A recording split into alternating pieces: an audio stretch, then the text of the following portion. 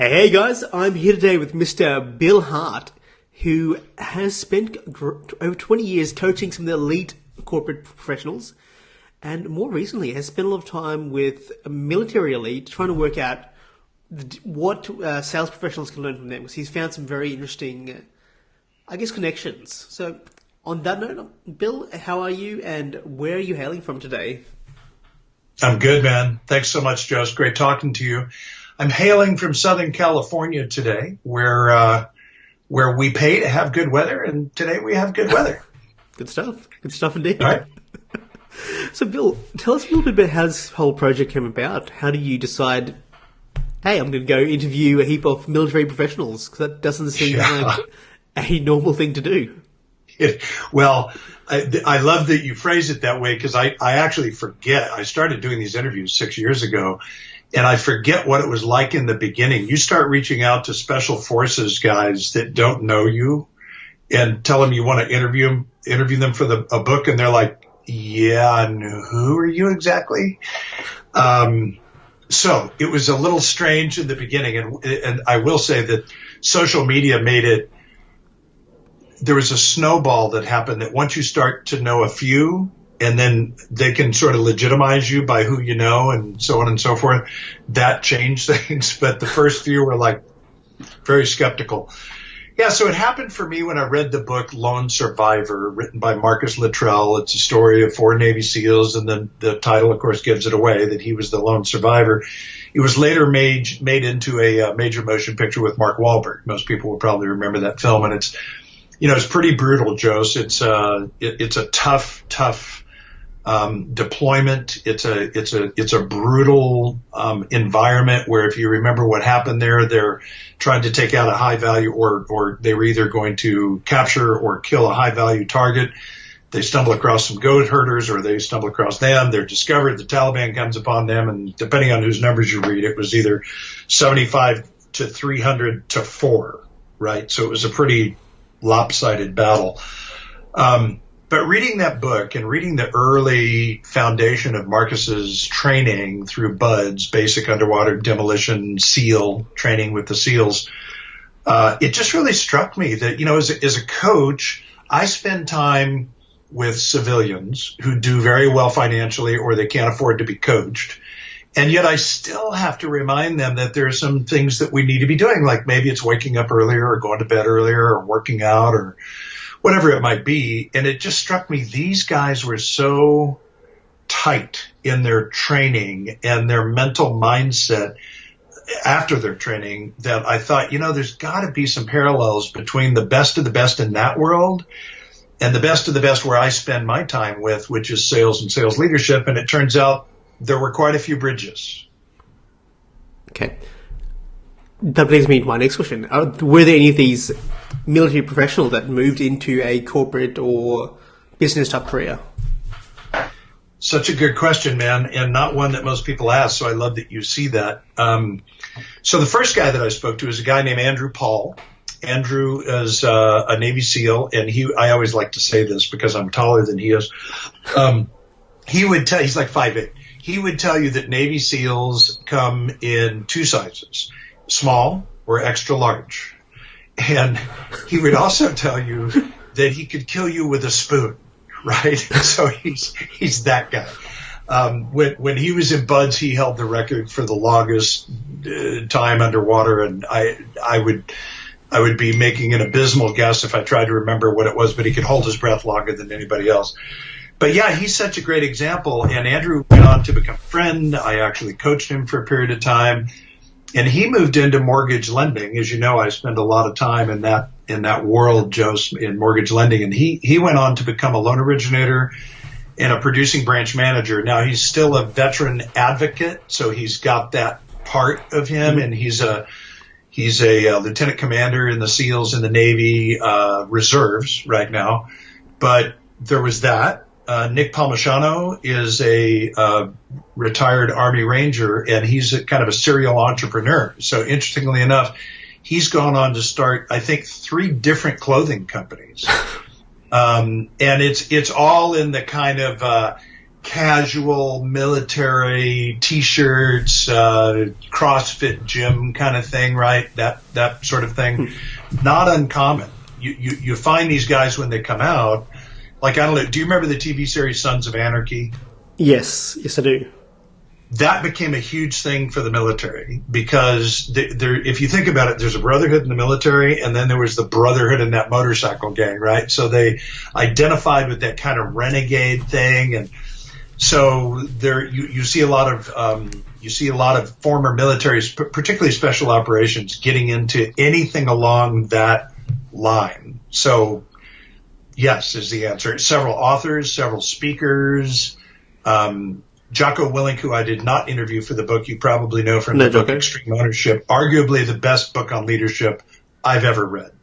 And I think I've read all John Maxwell's stuff, for what it's worth.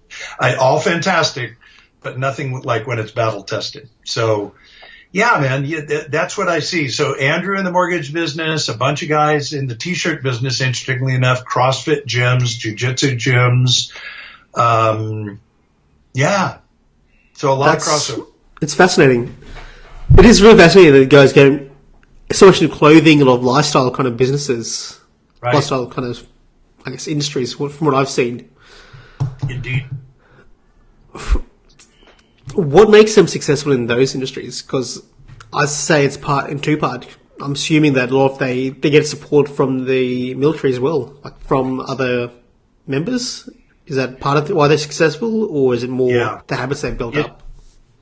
Well, I think it's both. Again, I think you're very perceptive about the tribe, if you will. I think there's a big part of that. I believe that, if you talk to anybody who's served in the military, particularly those that have seen action, and veterans will be quick to tell you that for those that never deployed, that never saw action, there's often kind of a survivor's guilt. Yeah, it's like, man, I never really was tested, right? I was never battle tested. So they will make that distinction. I would never have thought of that on my own. But, they'll tell you that that brotherhood is unique. And often their view when they first get out is that civilians, quite logically, don't get it. They don't understand what they've been through. So there's a really, really tight bond there. And if there's anything that they can do to support their brothers, they will absolutely do that. The second thing, though, Jose, that I see a lot is it's what they've learned in the military. If you think about it, they've learned discipline, right? They know when to show up and what needs to be done. They're typically very loyal. They're very squared away. That's an expression you'll hear in the military a lot, right? Meaning, I'm not just going to sit around on my couch today and, I think I'm going to watch a little TV and eat some ice cream. Like, they're not wired like that. They're task-oriented. They're mission-oriented. They get things done. So, the truth of the matter is what they bring into business from their military experience is actually invaluable.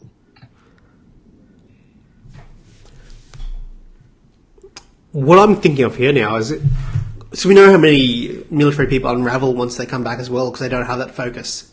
Is it the ones who go down the business line who are able to apply that military training, the ones who do well? I'm just seeing the opposite of effect is if they don't have that focus, again, this is very generalistic from a civilian who doesn't know anything about this, but that's where I see people unwinding where they don't have something to pursue.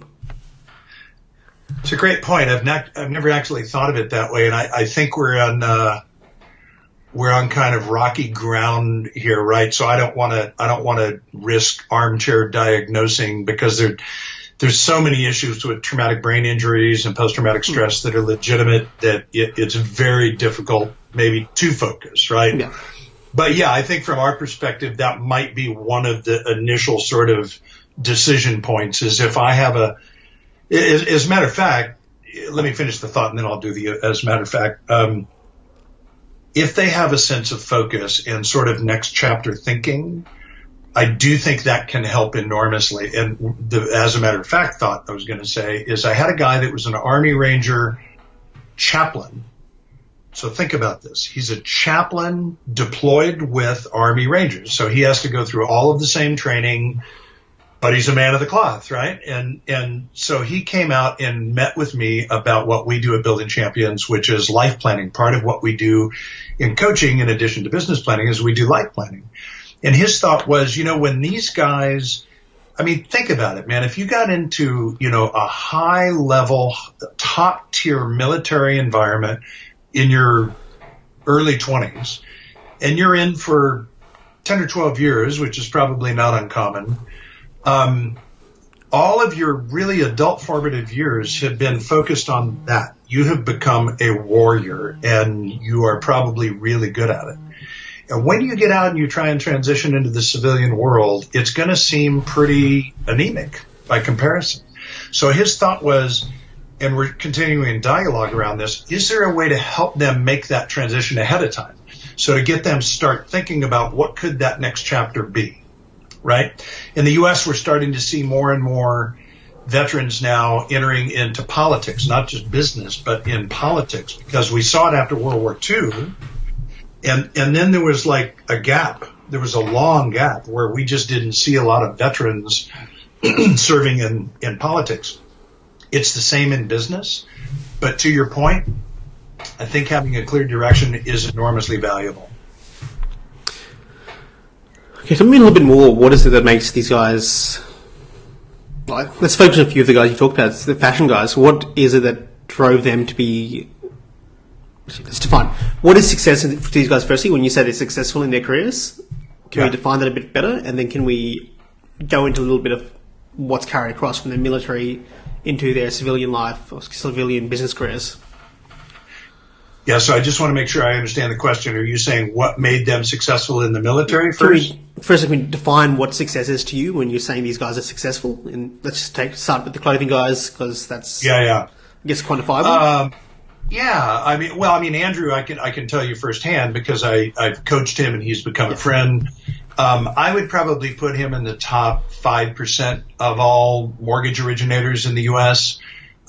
He's very goal oriented. He's all about achievement, and he's just driven to do really well. I happen to know that's not a subjective measurement. I just know that industry pretty well, so he's in the top 5%. I can't really tell you with Nick, Ranger Up he's got two other companies that I'm unfamiliar with. Ranger Up is the one that I know, and I just base that on what I see on social, the number of people I see wearing their t-shirts and so forth. It seems to be his primary source of income, and he seems to do pretty well. So I'm not looking at their balance sheets, right? I'm not looking at their P&Ls, but they're not floundering. Yeah. Okay. Taking from that, so we know that they're doing well, at least at the point that they're running these businesses. What exact characteristics from the military training have they carried across into civilian lives? So it's interesting. In the military, they're trained to have a mission objective, and they call it an end state, END state. So if you were in the military and I was an officer telling you what I wanted you to do, they call it commander's intent. Mm-hmm. And then I would describe to you an end state. So Joseph, I want you to go find this high value target, take him, bring him back if at all possible. If not, take him out, whatever the case might be. Take this village, whatever the case is. So they're very mission oriented. And of course in business, everything we do in business, it should be driven by business plans, by goals. So that's the first thing, right? They have a strong sense of mission orientation. Number two is I may have touched on this before. Forgive me. I'm doing a lot of calls right now, and I may not have said this to you. Discipline. Have we talked about discipline? We mentioned discipline. We didn't really get too far into it. Then let's go a little deeper. Because discipline is fascinating to me. And it's fascinating to me because I will tell you quite honestly, I did not learn discipline as a young man. I didn't. I'm not proud to tell you that as a coach. I'd rather tell you that I was an Eagle Scout and I played the flute when I was 8 years old, and right? But I didn't. It's too boring if you had that initially. Right? So I was social instead, and I became a successful salesman as a result. But what I see as a coach, it's interesting, man. When I start looking for parallels for the most successful people that I coach, the vast majority of them learn discipline someplace else. So, for example, I've got a 14-year-old granddaughter right now that's an ice skater. I think she's been skating for 7 years. She gets up at 4 o'clock in the morning, dude. She goes someplace that's freezing cold that when she falls, it's going to hurt, And it's not because her parents are making her. She does it because she loves it. Well, I know that little girl, that discipline she's learning now is going to pay off later in life, because my most successful clients, here's my experience, anecdotal, they learned discipline in athletics. They learned it in scholastics. They learned it in martial arts. They learned it in music. And yes, a few of them learned it in the military. And so seriously, I show up differently for coaching sessions with veterans that I coach, because I know it's like their action plans are going to be done. They're squared away. They get things done. So for me, that's it. Yeah, I would say the two obvious things are a mission orientation and discipline. Okay. Within your book, how have you talked about this? Is there like a framework that you've talked about that translates those skills into a game plan for sales success? Yeah, as a matter of fact, we're just wrapping up the field guide and the officer's guide, which will enable people to take the book and use it with their teams, right? So if you're a sales leader, this is a great way to unpack the book and use it with your team. But it's all under what we call the way of the warrior, right? The way of the warrior. So the chapters are what it takes to be the best, training, discipline, fear, planning, failure, motivation, and team.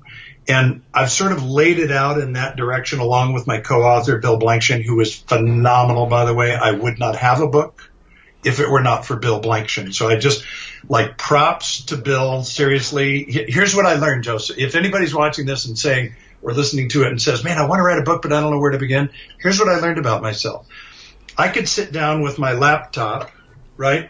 And for me, I could bring up a Word doc and look at that blank, that cursor, that flashing cursor, and just my mind couldn't formulate words. But if he interviewed me, which is what he did, he sat down with a microphone in front of me and he just started to interview me like you're doing. He transcribed that, he cleaned it up, and he created a book. So I think verbally, I never really thought about that before, but when I had to sit down and write, dude, it was tough. It was tough. So, seems like you asked another question, though, that took me down that path. I apologize. What was it? Yeah, you answered the question fine. We're asking about what was in the book itself. So, you've told us what's in the book now and what the different sections are and about that. Can we start unpacking each of those sections a little bit? Because they seem fascinating by themselves. Yeah, man. Do you want to start with the first one? We'll go down? Yeah.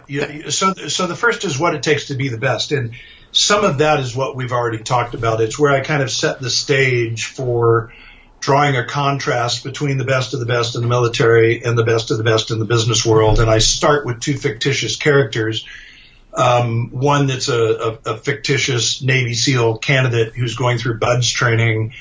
And it's 4 a.m. and he wakes up to the sound of staccato gunfire and flashes of light, and it's what they call Hell Week, if you know anything about that. And it's a crazy time of sleep deprivation and food deprivation and hypothermia, and they push these guys to their absolute limits.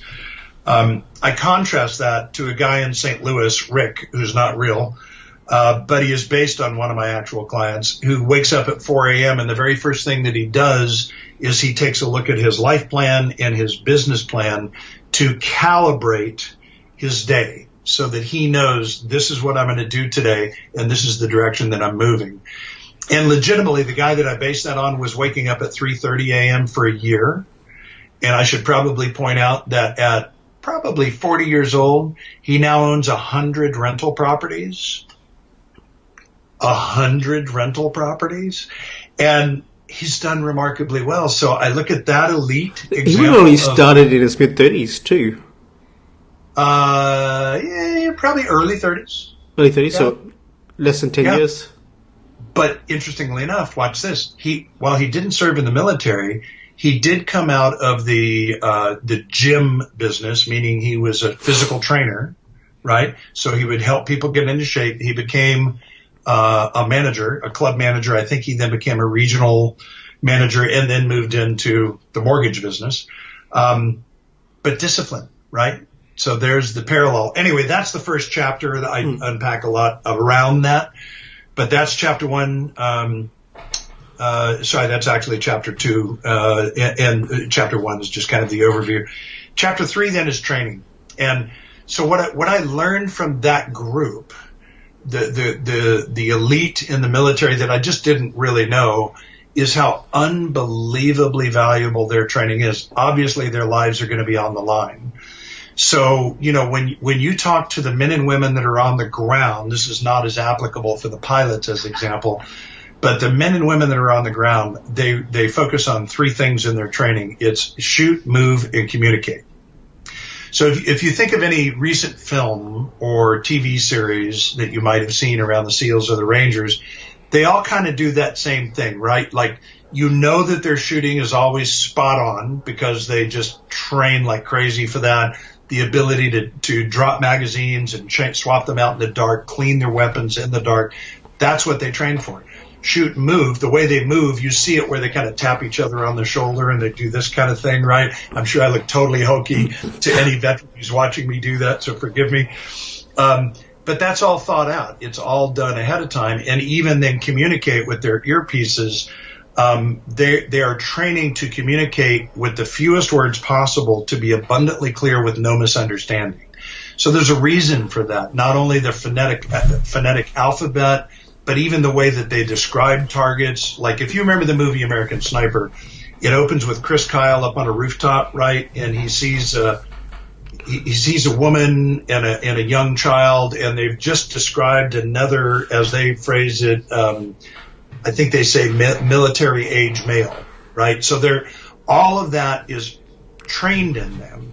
So now when I contrast that to my world, sales and sales leadership, what I find is that there's often gaps there, Jose, where somebody maybe in a particular situation doesn't know what to say, or they might not have the right question at their fingertips. And so they find themselves in this odd, uncomfortable moment. And here's what I know about human behavior. When something feels uncomfortable, next time we have an opportunity to be there, we're going to avoid it. So training becomes critical, right? So that I know the right questions to ask.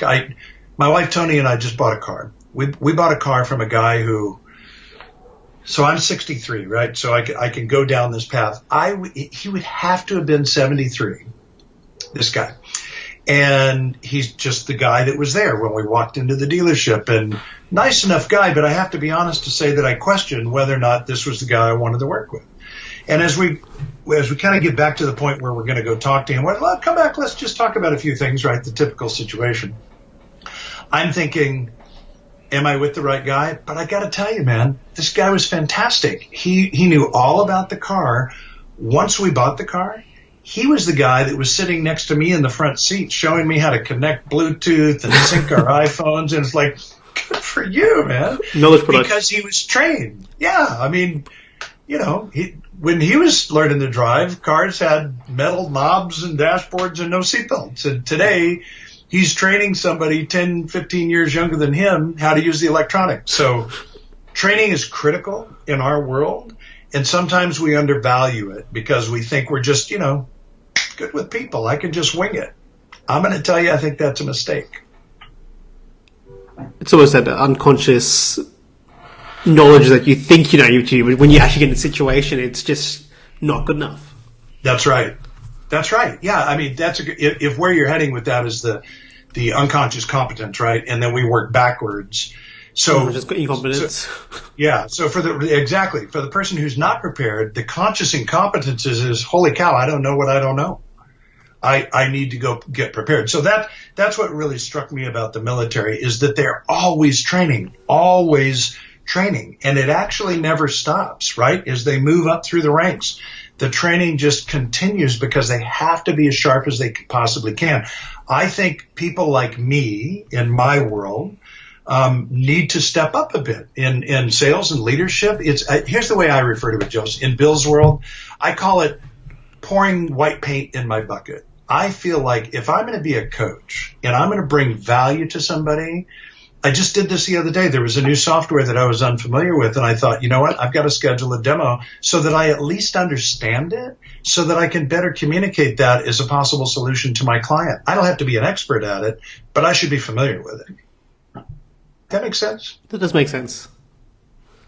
That's good. So that's the training chapter. Yeah.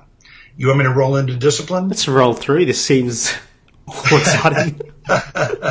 So discipline, I mean, I think we pretty well addressed, but in the book is my very favorite quote on discipline, and it's from Jim Rohn. People quote Jim, everywhere, left and right, because he's the man, right? I actually had lunch with Jim once about 25 years ago, and if I only realized what was happening at the moment, I would have tried to stretch that out to a week, right? But a guy that I used to work with years ago was very good friends with him in Canada, where they started with of all things, a multi-level marketing nutrition company called NutriBio. Kid you not, like in the 60s. Anyway, Jim Rohn became a silver-haired business philosopher, and people quote him a lot. But one of my very favorite quotes of his you probably heard, and I often have clients memorize this, and that is, he says, we must all suffer from one of two pains, the pain of discipline or the pain of regret. The difference is discipline weighs ounces while regret weighs tons. And if you think about the application in your own life, and I as well, I will be at a restaurant and I have a choice to make at the end of the meal. The waiter comes by and says, may I show you the dessert menu? And I can either experience the pain of discipline, which is, no, I'm fine, thank you. I'll just have coffee. Oh, it's going to hurt, but it's going to hurt a little. Or I can have the pain of regret, which is, well, yeah, that chocolate volcano cake sounds really good. Could I get that with ice cream? And now I'm going to eat it. It feels really good while I'm eating it. And then suddenly I move into regret, which is the tons. But I can apply that anywhere. I can apply that into my efforts on training, what time I wake up, how many prospecting calls I make, whether or not I'm following up with some of the people that work with me on my sales team and helping them move closer to their goals. So discipline is at the core of everything in my world, in sales and sales leadership. Without discipline, you're really left to just kind of blow in the wind, right? A sailboat without its rudder in the water. So that's the discipline chapter. The next chapter is fear, chapter 5. And fear is so interesting because in the military, you can imagine it's, holy cow, I'm under fire. We don't really know, apparently, I've never been there, how we're going to react until we've been in that situation. But, we even see that with civilians, right, where there's a shooting or a terror attack and some people run towards the danger and some run away from it. You just never really know how you're going to react. But these guys have been trained in such a way that they actually do know where to put their fear. So it's going to happen. And what they pointed out to me again and again and again is you can learn to manage it. What you don't want to do is have it paralyze you. Fear. So in my world, I have to stretch this a little bit, right? Because it's a bit different, but it is real. And it's called reluctance. In sales, and even sales leadership, like in recruiting and so forth, it's called reluctance. Joseph, I'm trying to sell you a solar system. I live in Southern California. It's a big deal here, probably a big deal where you live because you have plenty of solar energy. But I'm reluctant. Like, I don't know, Joseph's a friend. I don't want to cross that line. He's going to think I'm just talking to him because of the commission. That's called reluctance, right? If I'm not going to pick up my phone and make 5 cold calls, hopefully not. Everything I do in coaching is to prevent you from making cold calls. But if you had to, that's called reluctance, and that's our fear. So we can deal with fear in our world, again, by preparing for that. Either eliminating cold calls, hopefully, which is ideal, working with somebody like you that can create a whole bunch of new leads for me and help me create a brand and create awareness so that I can have more meaningful conversations with people that I'm now actually building a relationship with. I'm right? Isn't that correct? That's correct. That's it. Yeah, man. So it's just, that's fear, and that's the bridge between the military side to the business side. And then the next chapter is planning. And what's so interesting to me here, again, because I really went in pretty skeptical. You have to know in the beginning, like, gosh, I wonder if there's a case to be made here. But somehow I ended up with 10 chapters, right? So planning, here's the thing. It's a bit like what we were talking about before. It's that mission orientation. An easy way to visualize this, although it's not a combat application, is if you picture like the Blue Angels flight team or the Thunderbirds.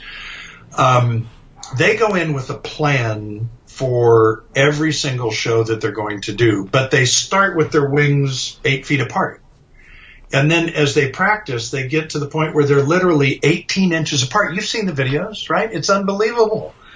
With a GoPro in the cockpit, and you can tell that it's kind of bumpy air, and they are literally 400 miles an hour, 18 inches apart. How do they do that? They planned it. They've trained, right? They're the best of the best at what they do. So in our world, planning obviously is business planning. I just had a conversation with a client today as we record this. It's in May, and he said he had just changed companies in December.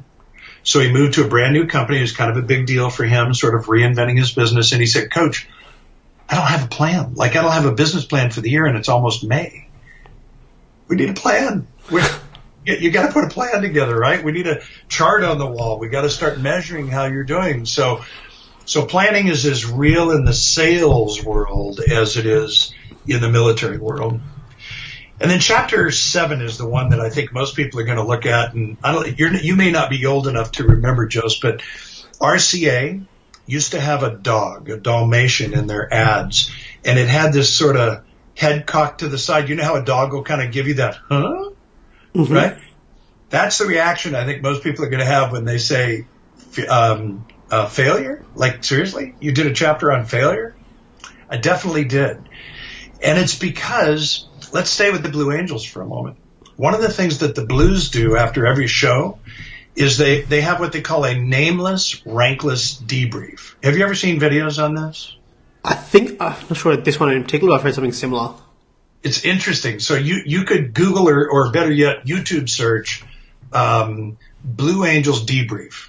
And what you'll see is around a conference table are all these guys in their blue tailored flight suits. I don't know if you've ever noticed that. They're completely tailored, right? Because these guys are on stage whenever they're out of the cockpit. You know, they're walking along doing their snappy salute things, and they're in their tailored suits. So they're sitting around, and there's no, so if you're a major and I'm a lieutenant, it doesn't matter.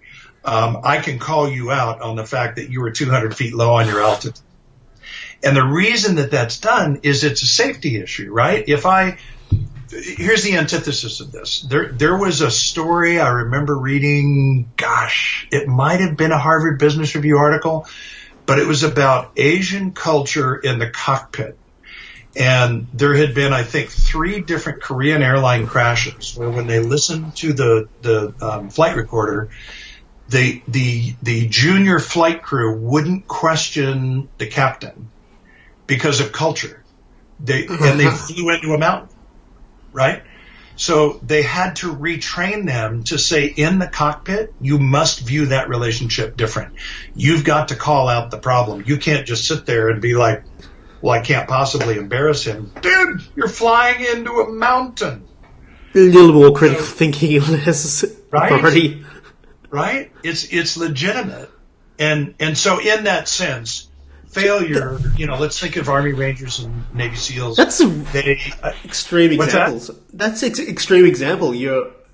Oh my heavens. Of authority to when you know there's a freaking mountain in front of you. I can't even imagine it, right? It's like, please, wouldn't survival kick in at some point prior to that? Like, dude, I respect you, but you're going to kill us. I don't know. I'm not kidding on that. Those are legitimate stories. Those can be researched, and all of that has been retrained. And it's kind of a beautiful thing, right? It stems from something beautiful, that Asian culture that respects elders and authority and position, but to a point. There's got to be a point. I've got a buddy of mine that flies helicopters for the fire department, and he recently was in the helicopter with another guy who was pilot in command, who had taken some cold medication, didn't tell anybody, and it had impaired his judgment. And they had a guy dangling from a line, and they were up against a cliff, and my guy had to grab the the stick, and that's never done, right? In the cockpit, it's like, come on, you don't, but this guy was impaired. So anyway, what did they learn from those moments? They learn how not to do that again. I often call it in the States, it's the NTSB, the National Transportation Safety Board. Anytime there's a plane crash, so I'm sure there's something similar in Australia, this group shows up in their windbreakers with NTSB across the back and their clipboards, and they stand around the smoldering wreckage, and they try and determine what brought the plane down. And very often in coaching, that's the exact conversation that I have with a client. It's like, so you lost the deal. What happened? It was price, man. Okay, let's talk a bit more about that. Was it really? I mean, maybe it was. Maybe ultimately that's what it was. Let's talk about the questions you asked up front, right? Uh-huh. What research did you do about what part of it was it? How well you know them? Where did it fall apart? Exactly. And that's a very common scenario in coaching, so that now that we can learn from it, not be defensive about it, learn from it, and then move forward. One of the things that I learned as a coach, Jost, years ago, and this is such a bad example because I'm talking so much, but you've asked me, so I am. But we used to record our coaching sessions years ago, and I remember listening to one with my coach, and he said, so do you think you asked him enough questions? And I thought, well, I thought I did. What do you think?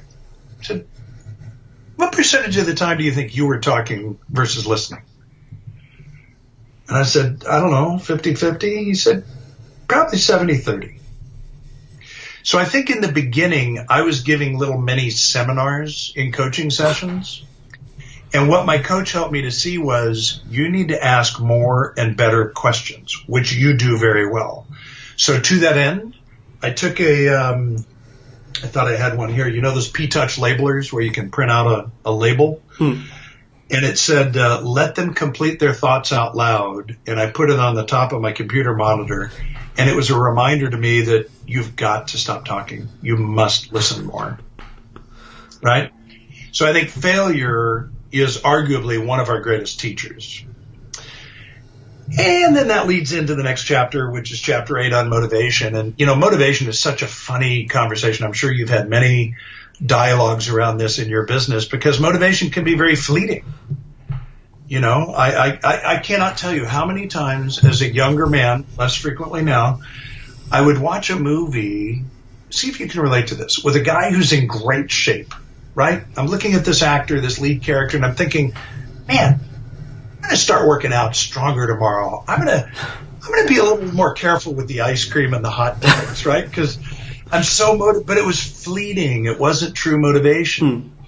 So what we know from Simon Sinek and his work around why is that if I can develop something that is a larger gravitational pull, right, that pulls me towards it, this is the man I want to become. This is the mission I'm on. That will pull me through those moments where, for example, if I wake up at 5 a.m. and I said I was going to work out, but I look outside and it's cloudy and it's cold and I just go, I don't think I want to do that. And I roll back over, hit the snooze. What's going to pull me past that? Well, something's going to pull me past that. I have a client right now that he has an adult son, 18 years old, who is autistic.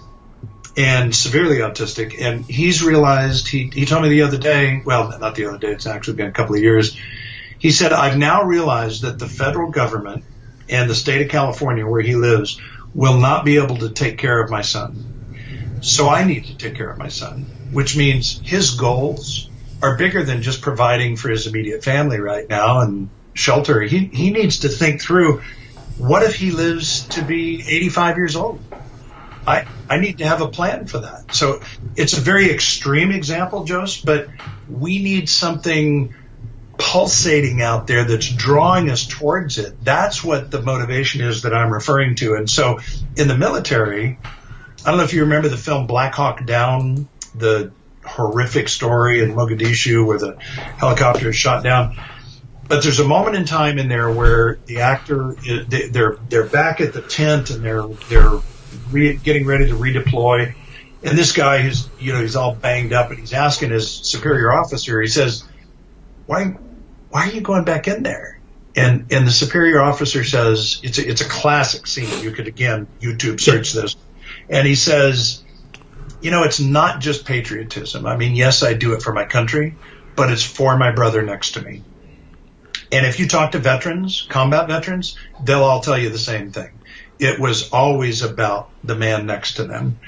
And that's the kind of mentality I try and help clients breed in their businesses, right? Because if we can build that kind of connectivity, that kind of brotherhood in our business, in our teams, it's not going to be quite that strong, but it's phenomenal. And that can move mountains. And we see it in great companies, don't we? I was actually just thinking, I was reading the 50th Law this morning. Very similar to the way they run the culture there. Businesses that do well, it's not about the leader themselves, it's about the mission that they've created, which is what drives the whole thing. And because they've got such a mission in centering, everyone believes that mission, it pulls everyone into a group, and everyone pulls each other into line. That's right. That's right. We just had, with my best clients, a group of 35 of my best clients, sorry, I'm just looking for a quote, so I quote it accurately. We took them to Disneyland. We were in Southern California. And I know it seems a little oxymoronic, like, seriously, you took some of your best clients to Disneyland. But here's the thing. We reached out to them to do a behind-the-scenes tour, and they wouldn't let us do it because we're a personal development company. Like, seriously? We compete with Disney? Whatever. We're a coaching company, so they wouldn't let us do it. Yeah. So we thought, well, you know what? We're just going to go rogue. And we did. So we took them in anyway, and we had them look for like wow moments, and they call the employees at Disney cast members. We looked for cast member engagement and efficiencies, like lines. How does Disney deal with lines and so forth? And it was a phenomenal experience, and it was great, and they all came back with great examples. But I found this quote from Walt Disney, and he said, of all the things I've done, the most vital is coordinating those who work with me and aiming their efforts at a certain goal. It's what you just said. That kind of mission orientation is unbelievable. And it's not just with nonprofits. It's easy to say, well, I understand that with a charity. But you know what? You talk to Tom's, you talk to somebody at Apple, you talk to somebody at Zappos, they will tell you there is a strong sense of mission orientation. So if we can find a way to create that kind of motivation on our teams, that's an unfair competitive advantage. And the final chapter is team, because one of the things that I see a lot in the world that I work in is it's not uncommon to see salespeople who do really well by themselves. So they've become Rambo, right? They've got a gun in one hand and a machete in the other, and they can get through the jungle and make things happen. But they're going to limit out at a certain point because there's only so much we can do individually. And so one of the things that I see a lot, Joe, is as people begin to develop teams, for example, we use a leadership 360 that shows very clear differentiation between your reactive tendencies down at the bottom of the graph, if you've ever seen one of those, and your core competencies, creative competencies up at the top. And the difference is what I get done through me and what I can get done through we, right? So at some point, we all need to figure out how to develop our team, or we're just going to be limited. I can do what I do, but, if I'm Adele and I'm going to set up a concert, which apparently she won't be doing anymore, maybe a bad example,